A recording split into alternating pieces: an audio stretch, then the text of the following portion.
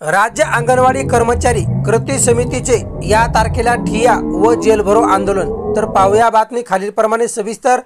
तत्पूर्वी जर का तुम्ही चॅनलवर नवीन असाल तर चॅनलला लाईक करा, सबस्क्राइब करा आणि समोरील बेल आयकॉन क्लिक करा। 52 दिवसाच्या संप काळात देखील शासनाने पुढाकार घेऊन गांभीर्याने वाटाघाटी न करता सतत प्रशासनावर जबाबदारी टाकली। गेल्या 2-3 बैठकांमध्ये शासनानेच कृती समितीची चर्चा केली व तोडगा काढला, परंतु प्रत्यक्ष कार्यवाहीला मात्र फारच विलंब लागत आहे। त्यातूनच मध्ये लोकसभेच्या निवडणुकामुळे 2 महिने वाया गेले व येणाऱ्या विधानसभेच्या निवडणुकामुळे लवकरच आचारसंहिता लागण्याची शक्यता असल्यामुळे आपल्यामध्ये चिंता व संतापाची भावना निर्माण झाली आहे। 21 तारखेला आश्वासन मिळाल्यानंतर आपण 15 दिवसाची मुदत देऊन आंदोलन स्थगित केले होते। ही मुदत संपत असताना आपण पुन्हा एकदा रणशिंग फुंकत असल्याची माहिती महाराष्ट्र राज्य अंगणवाडी कर्मचारी कृती समितीने दिली आहे। असे आहे आंदोलन। 2, 3, 4 सप्टेंबर 2024 रोजी ठाणे येथे 3 दिवसीय ठिय्या आंदोलन।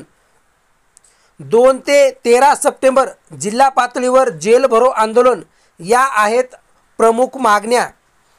संपकाळात 5 डिसेंबर व 25 जानेवारी रोजी झालेल्या बैठकांमध्ये अनुक्रमे माननीय महिला व बालविकास मंत्री, माननीय प्रधान सचिव महिला व बालविकास विभाग यांनी आशाचे मानधन वाढल्यास अंगणवाडी कर्मचाऱ्यांचे मानधन वाढण्यात येईल या दिलेल्या आश्वासनाची पूर्तता करून भरीव मानधन वाढीचा निर्णय करावा व ताबडतोब त्याची शासकीय आदेश काढावा।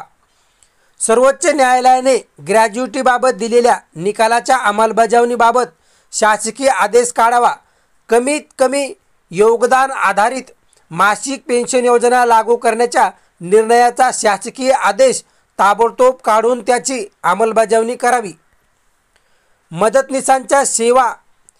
मदतनीसांच्या सेविकापदी व सेविकांची मुख्य सेविकापदी नियुक्ती ताबडतोब करून सुरू करावी। शासनाने तातडीने कार्यवाही करून वरील गोष्टीचे आदेश काढावेत व कार्यवाही सुरू करावी, अन्यथा आपल्याला नाईलाजाने सणासुदीच्या दिवसामध्ये आंदोलनाला उतरावे लागेल असा इशारा आपण शासनाला देत आहोत।